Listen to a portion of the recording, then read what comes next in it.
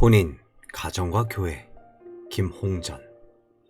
2강, 웨스터민스터 신앙고백서 24장의 혼인의 도리, 고린도 후서 6장 14절에서 18절. 혼인에 대한 교리를 배워야 할 현실적인 필요. 오늘은 웨스터민스터 신앙고백서 제24장, 혼인과 이혼에 대하여 라는 제목으로 혼인에 대한 것을 주의해서 보려고 합니다.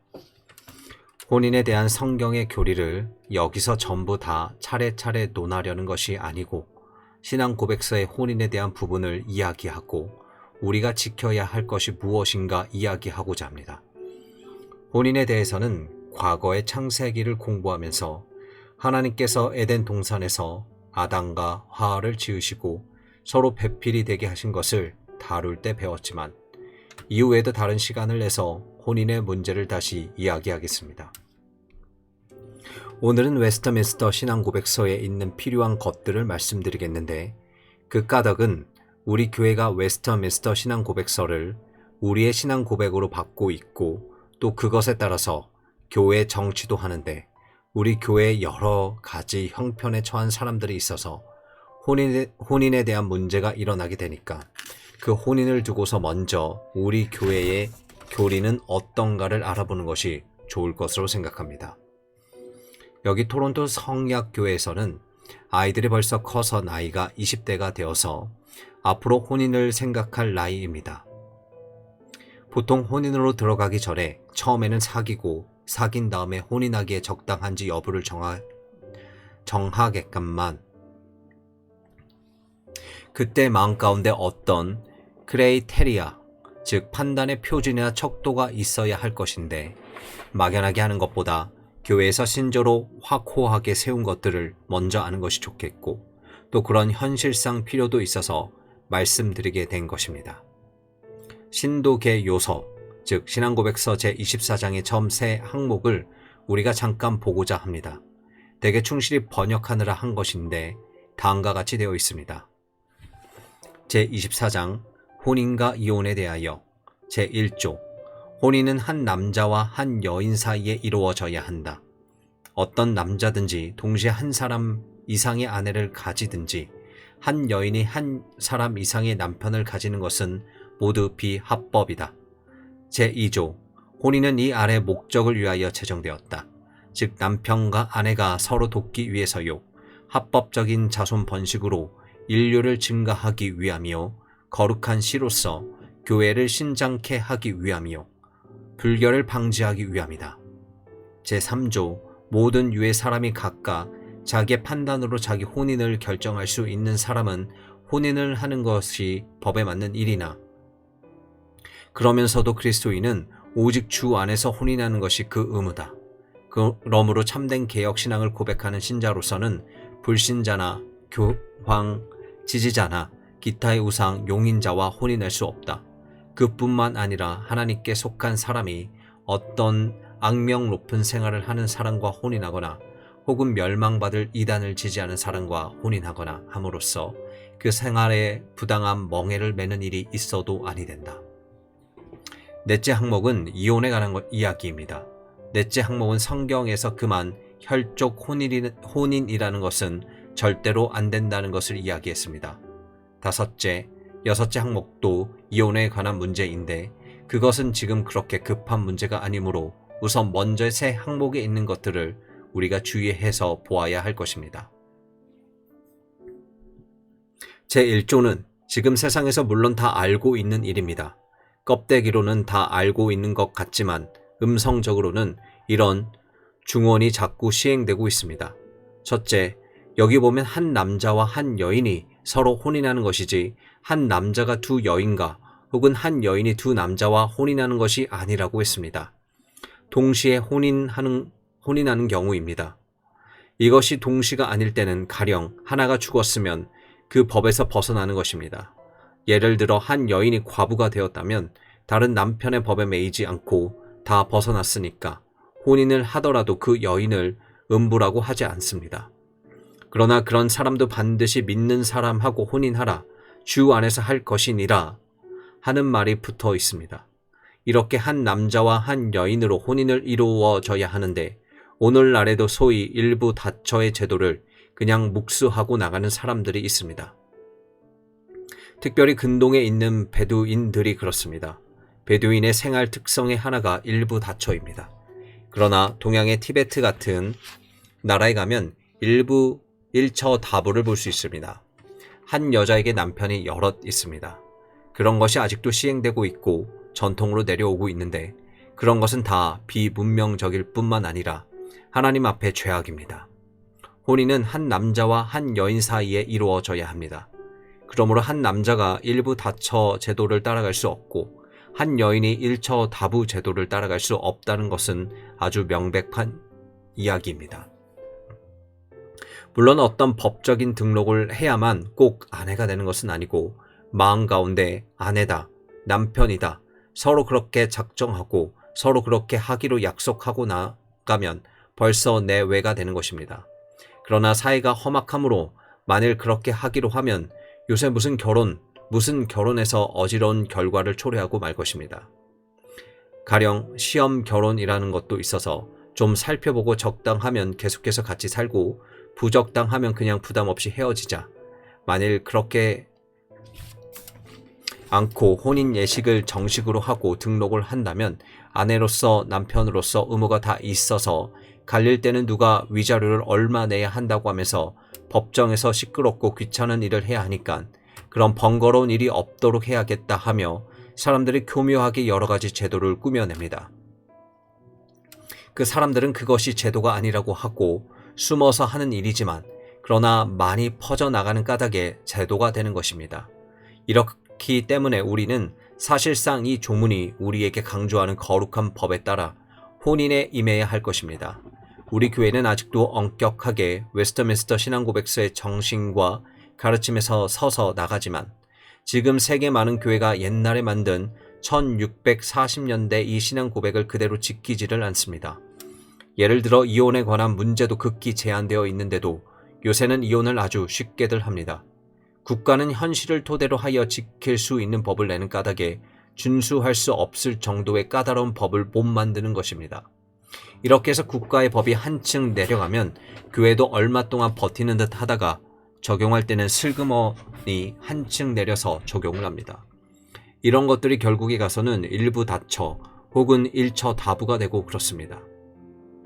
그런 일이 자꾸 더 많이 생겨나가는데 추세를 보면 10년 전보다 지금이 훨씬 수가 많아졌습니다. 그런 것이 이 세상이 회개해진다는 것을 가리키는 것입니다.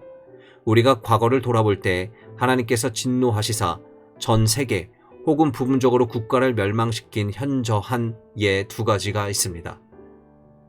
그것은 노아 시대의 전 세계를 멸망시킨 것과 또 하나는 지방적인 것으로 소돔과 고모라를 멸하되 하늘에서 불과 유황을 쏟아서 멸망시킨 것입니다. 하나는 물로 하나는 불로 한 것입니다. 그런데 노아 시대나 소돔 고모라 때의 죄악의 특성이 무엇인가 할 때 노아 시대의 특성은 땅 위에 강포가 심해서 폐괴했다, 즉 부패했다는 것입니다. 사람들이 부패하고 일반 도덕률이 부패하거나 폭행, 폭력, 폐괴, 난폭이 난무하고 돌아다녔습니다. 그것이 아주 큰 특성이었습니다. 때 온 땅이 하나님 앞에 폐괴하여 강포가 땅에 충만한지라. 창세기 6장 11절. 최근 타임 잡지에도 미국의 폭행, 강포가 얼마나 심한가를 특종 기사로 길게 쓴 것이 있었습니다. 이렇게 문명사회에서 강포에 대하여 탄식을 하는 것입니다. 그러나 강포만이 이 시대가 가지고 있는 특성은 아닙니다. 또 하나의 강한 성격은 괴이한 색을 따라간다는 것입니다. 유다의 7절을 보면 다른 색을 따라간다고 그랬어요.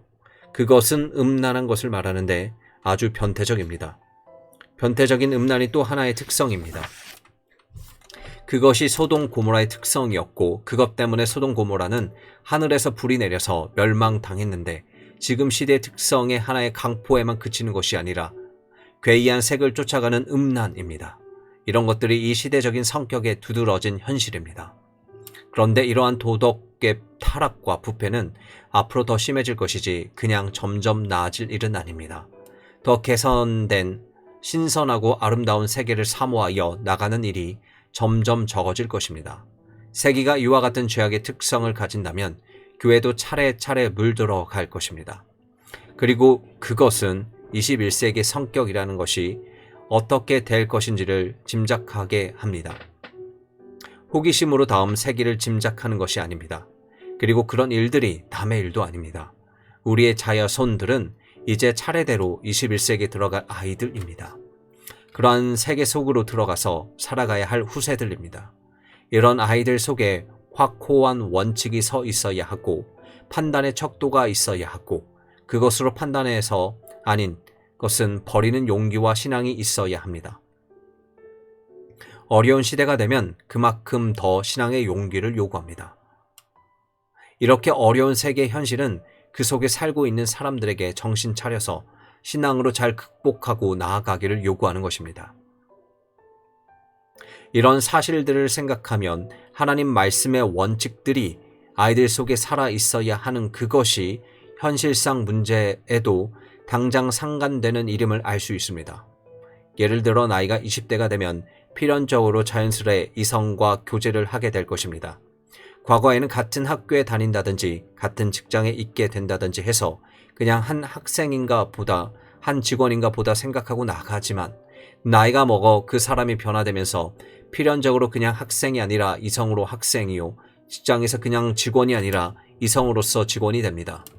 그 사람이 자기하고 장차 일생을 짝하고 갈 만한 사람이 될 것인지를 잠재적으로 헤아리게 되는 것입니다.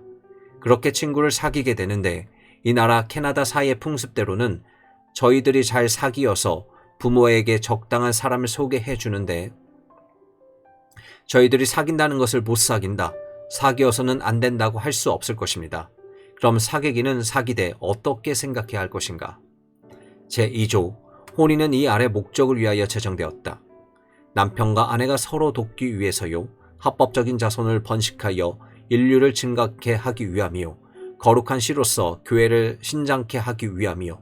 불결을 방지하기 위함이다. 이러한 거룩한 정신을 가져야 합니다. 신성하고 아름다운 좋은 가정을 이루고 살아야 할 것입니다. 가정을 파괴하고 외도하고 바깥으로 나가게 된다면 그것 때문에 사회도 훨씬 부정해지고 죄를 많이 짓게 됩니다. 제3조 모든 유의 사람이 각기 자기 판단으로서 자기 혼인을 결정할 수 있는 사람은 즉 그만한 성숙성이 있는 사람은 혼인을 하는 것이 합법적이지만 그러면서도 그리스도인은 오직 주 안에서 혼인하는 것이 그 의무다. 그러므로 참된 개혁신앙을 고백하는 신자로서는 불신자나 교황 지지자나 기타의 우상 용인자와 혼인할 수 없다. 그뿐만 아니라 하나님께 속한 사람이 어떤 악명 높은 생활을 하는 사람과 혼인하거나 혹은 멸망받을 이단을 지지하는 사람과 혼인하거나 함으로써 그 생활에 부당한 명예를 매는 일이 있어도 아니 된다. 그리스도인은 모두 주 안에서 혼인해야 합니다. 상대가 신자인지 아닌지를 알아보는 것은 의무입니다. 상대가 신자라는 것을 무엇으로 아느냐? 그 사람의 신앙 고백을 들음으로써 알 수 있습니다. 신앙 고백이 복음적인지 아닌지에 따라서 신자인지, 즉 중생한 신자인지 아닌지를 알 수 있을 것입니다. 복음적이라고 하는 것은 무엇인가? 예수 그리스도가 십자가에 달려 돌아가셔서 대인 속죄를 하신 것, 그리고 장사 지낸 바 되었다가 사흘 만에 다시 부활해서 우리에게 영원한 생명을 주신 것, 그것을 믿는 것이 복음적입니다. 자기가 그것을 믿고 의지하면 신자입니다. 필연적으로 자기는 죄인이라고 고백할 수 있는 사람입니다. 그러나 그렇지 않고 문화적인 기독교를 믿고 산다면, 즉 기독교를 단순히 문명을 초래하는 데 필요한 여러 가지 것들을 가진 종교로 믿는다든지 또 성경을 하나님의 말씀으로 믿고 의지하는 것이 아니라 위대한 철학서나 사상서나 혹은 예술작품이나 도덕의 높은 수준을 가르치는 것으로 생각하는 정도로 한다면 기독교를 아무리 칭찬하고 찬탄한다고 해도 소용없는 이야기입니다. 성경은 하나님께서 우리를 건지시려고 주신 말씀으로서 하나님의 성신이 우리에게 들을 귀를 주셔서 깨닫게 해야 알 수 있는 것입니다. 성신님이 깨닫게 하심으로 알게 되는 것은 성경이 하나님의 말씀이 된 도리입니다. 하나님의 말씀이라는 것은 그래서 하나님 말씀이지 그냥 종교적인 수식어가 아닙니다. 실질상 그러한 내용으로서 신앙 고백을 하면 그 사람이 신자입니다. 이 나라 캐나다는 소위 기독교 국가니까 국가의 제도와 국민의 역사로 말미암아 그냥 기독교라는 종교 가운데 있는 사람이 많은데 그런 것은 의미가 없습니다. 그러나 지금 세상이 그렇게 되어 있습니다. 이른바 자칭 기독교인이라는 것, 나는 기독교인이다 하고 자처하지만 복음에 대해서 보류하고 있는 사람들, 그것은 잘 몰라서 연구 중이다 하는 사람들은 안 된다는 것입니다. 자식들이 누구하고 가서 사귀고 어떻게 사귀고 있는지를 부모가 알아야 하겠지만 그 자식들은 하나의 성인으로서 식별력 있고 판단력이 충분히 성숙해서 자기의 혼인을 결정할 수 있는 사람은 혼인할 수 있다는 것이 웨스트민스터 고백서에서 하는 말입니다. 그런 식별력과 판단력이 없는데 벌써 혼인하려고 뛰어든다는 것은 옳지 않다는 것입니다. 그리고 판단력이 있어야 판단을 할 때 판단의 척도가 분명해야 합니다. 신자인가, 복음 신자로 중생했는가, 그것을 알아보라는 것입니다. 어떤 교파인지를 알아보라는 것이 아닙니다. 지금은 교파라는 것을 신뢰할 수 없게 되었습니다. 한 교파 안에서 갑, 을이 있어서 어떤 것을 서로 논란하고 믿거나 안 믿거나 하는 데가 많습니다. 그러면 우리 교회같이 개혁교회로서 개혁신앙을 고백하는 신자로 서는 혼인을 못하는 상대가 있습니다. 불신자하고는 못 사는 것입니다. 그리고 교황 지지자, 오늘로 말하면 로마 카톨릭인데 그런 로마 카톨릭 사람하고는 못 하는 것입니다. 물론 카톨릭에서도 좋은 사람들이 많이 있습니다. 그리고 카톨릭 사람이라고 구원을 못 받는다고 그렇게 단정 못합니다. 그러나 소위 교황주의의 우상이나 전래 중시 종류의 미신에서 안 벗어나고 있다는 것입니다. 그리고 그런 전례를 종교적인 장엄성을 이루는 의식이라고 기독교 의전 가운데 하나라고 생각하는 것이 문제입니다. 또한 기타의 우상을 용인하는 자와 혼인할 수 없습니다. 그뿐만 아니라 하나님께 속한 사람이 악명이 높은 생활을 하는 사람, 방탕한 생활을 하든지 세상에서 도덕적으로 근실하지 않은 생활을 하는 사람하고 혼인해서는 안 됩니다. 그리고 멸망받을 만한 이단에 빠져 거기에 이론이 있다고 해서 버리지 않고 저주하지 않고 지지하는 사람하고 혼인할 수 없습니다. 만일 그런데도 혼인을 하면 어떻게 되느냐? 서로 걸맞지 않는 멍에 매를 매게 됩니다. 하나는 매고 이리로 가겠다 하는데 하나는 매고 저리로 가겠다 하는 것입니다. 그런즉 주의 자녀들이 부당하게 멍에를 매는 일이 없어야 합니다. 오늘 아침에 우리가 읽은 하나님의 말씀은 너희는 믿지 않는 자와 멍에를 같이 하지 말라고 하신 것입니다. 또 신명기에서 말씀하시기를 너희는 포도원의 두 종자를 섞어 뿌리지 말라. 그리하면 내가 뿌린 씨의 열매와 포도원의 소산이 다 빼앗김이 될까 하노라. 너는 소와 나귀를 결의하여 갈지 말아라. 이것은 신자가 안 믿는 사람이나 악명 높은 사람하고 혼인을 했다고 가정할 때 그 생활이라는 것이 얼마나 균형이 안 맞겠는가 하는 것을 말합니다. 소하고 나귀하고 결의를 하면 소가 나귀에게 냄새가 몹시 난다고 고개를 돌리고 간다고 합니다. 그래서 소와 나귀는 결의를 못합니다. 그 다음에 양털과 배실로 섞어 짠 것을 입지 말지니라. 이러한 말씀을 통해서 거룩한 진리를 배워야 합니다. 우리 인생의 길을 결의하여 갈 때 우리가 누구하고 같이 결의해서 나아갈 것인데 하나는 서쪽으로 가겠다 하고 하나는 동쪽으로 가겠다고 하면 오도 가도 못하게 됩니다. 그러니까 믿음을 버리든지 사람을 버리든지 하게 되는 것입니다. 그러므로 오늘날도 앞으로 올 시대를 생각해서 더욱 송구한 마음으로 교회가 가지고 있는 규율을 확고하게 제고하고 나가야 할 것입니다. 기도. 거룩하신 아버지시여, 저희가 주의 말씀의 거룩한 도리를 따라서 살기를 원하지만 힘이 없고 용기가 없고 또 너무 어리석어서 혹시 모르는 사이에 잘못된 생각을 하기가 쉽사오니 저희를 불쌍히 보시옵소서. 특별히 저희들에게 자녀가 있사온데 이 자녀들이 험하고 어려운 시대를 향해서 자꾸 갈 수밖에 없게 되어 있음을 아버지께서 아시나이다. 이 아이들이 마음 가운데 하나님의 말씀을 높이고 존중하고 두려워하고 하나님께서 한번 구부려 놓으시면 아무도 펼 사람이 없다는 것을 알고 참으로 근신해서 주를 의지하고 믿고 불쌍히 여기심을 받아 살아가게 하시옵소서. 주 예수님 이름으로 기도하옵나이다. 아멘. 1993년 9월 5일 주일 오후